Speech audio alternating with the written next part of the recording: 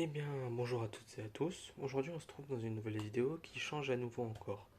J'ai décidé que j'avais aussi envie de parler d'encore une autre de mes passions. Cette fois, c'est le jeu vidéo. Je vais donc, à chaque fois que je finirai un jeu, je vous en parlerai. Je sais pas forcément à nouveau des critiques, même si je m'y connais pas mal en jeu vidéo, je suis pas non plus un expert. Ce sera plutôt de parler d'un jeu, ce que j'ai bien aimé dans le jeu, ce que j'ai moins aimé. Voilà, c'est tout simplement ça. Et aujourd'hui, pour cette première épisode, on va parler d'un jeu que j'ai fini très récemment. Mouse PI for Hire. Donc c'est un jeu fait par Fummy Games et Playside. Fummy Games n'ont pas fait d'autres jeux à ma connaissance que cela, et Playside est connu pour le prochain jeu Game of Thrones, mais aussi pour Age of Darkness, et du coup celui-là. L'édition que je vous ai montrée, donc celle-là, c'est une édition spéciale qui coûtait 50 euros. Je préfère vous dire le prix de base, comme ça, pour en général les jeux, si jamais ils vous intéressent à la fin. Le jeu, par exemple, sur Steam est à 30 euros. L'édition que j'ai là coûte 50 euros en plus et on a pas mal de choses.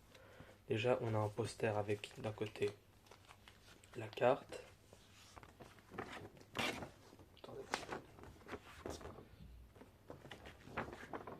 Voilà, d'un côté la carte du jeu et de l'autre côté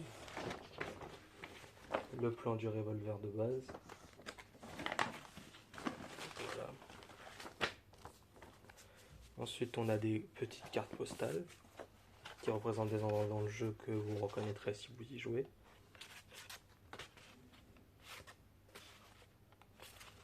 On a aussi un petit comics très américain avec l'intérieur aussi des stickers. On a un vinyle, ça je trouve ça très très cool. Bon, il est assez petit, c'est pas un des immenses vinyles non plus. Mais voilà, on a un petit vinyle. J'ai choisi de pas l'ouvrir puisque j'ai pas de lecteur vinyle, mais bon. Bon, du coup, le jeu, moi j'ai l'édition Switch 2, mais il est sur PS5, j'imagine qu'il est sur Xbox aussi, et il est sur Steam. Et on a 33 cartes de baseball. Je trouve que l'édition est vraiment bien pour 50 euros en plus. Et maintenant, on va direct passer au jeu. J'avoue l'avoir fini, je l'ai pas fini à 100%. C'est-à-dire que j'ai pas fait toutes les quêtes secondaires, j'ai pas trouvé tous les secrets. Mais avant tout ça, je vais quand même parler de l'histoire. On suit un détective privé, du coup, dans une ville imaginée qui s'appelle Mouseburg. C'est en quelque sorte une ville avec que des souris, dans un truc très années 50. Je crois que le jeu se passe dans les années 40. Il y a eu, de ce qu'on sait, une grande guerre où justement notre personnage principal est allé, l'a faite cette guerre avec deux autres camarades. Donc on a notamment le maire donc de Mouseburg, mais aussi un magicien qui va disparaître. Un jour, en plein spectacle, il disparaît et et du coup notre héros va être engagé pour le retrouver. Mais au final, il va découvrir d'autres choses, notamment un trafic de musaraignes, qui est un autre peuple qui subit un grand racisme dans cet univers. Il va aussi découvrir qu'un des partis est lié, qu'il y a des expériences scientifiques très bizarres. Bref, il va aller de plus en plus loin dans son enquête. En termes de gameplay, donc c'est-à-dire la manière de jouer, c'est ce qu'on appelle un Doom-like. Je pense que beaucoup d'entre vous connaissent Doom, hein, que ce soit les Doom récents comme Doom Dark Ages, Doom Eternal ou Doom tout court, mais aussi les vieux, hein, Doom tout court, Doom 1, Doom 2, le Doom 3, etc. Moi déjà j'adore ces jeux-là, du coup c'est un Doom-like, c'est-à-dire qu'il va ressembler dans le gameplay, c'est qu'on va avoir donc plein d'armes, où on va devoir tuer une vague d'ennemis dans une zone, etc. C'est un genre de jeu que moi j'aime beaucoup personnellement et le gameplay j'ai bien aimé.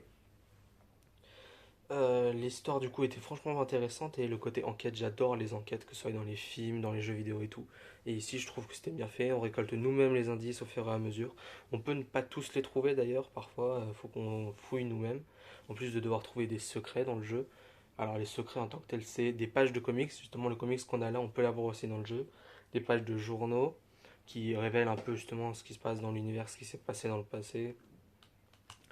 On a aussi d'un autre côté des coffres forts où on a des améliorations pour nos armes ou alors de l'argent.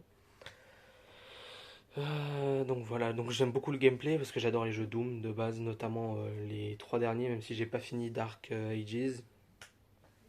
Mais c'est donc un bon gameplay que moi j'aime beaucoup. J'ai pas mal les armes, même s'il y en a certaines, j'avoue, qui sont pas ouf. Par exemple, l'une des dernières qu'on a, c'est bloque les ennemis avec un cerveau. Je trouve le design et l'idée très cool, mais dans les faits, ça fait pas de dégâts et ça te sert pas à grand chose. Je trouve ça un peu dommage. Mais sinon, ouais, au niveau des armes, elles sont plutôt cool. Même si beaucoup d'armes sont meilleures que d'autres, hein, notamment les armes élémentaires, le lance-acide qu'on a ultra tôt, qui est très fort. C'est un peu dommage d'avoir une arme si forte dès le début, parce que du coup on utilise quasiment que celle-là. Mais bon, au final, on peut quand même utiliser les autres. Sinon, en termes de graphisme, ça c'est un des trucs forts du jeu. Je les aime beaucoup. Alors les zones sont parfois un peu brouillonnes, mais en même temps c'est un petit jeu indé non plus. C'est pas non plus un jeu triple A. Mais j'adore l'esthétique à la Cuphead un peu, comme vous connaissez peut-être avant. C'est une esthétique que moi j'aime beaucoup et que je trouve très bien réussie dans le jeu, ce côté justement très 50 et tout.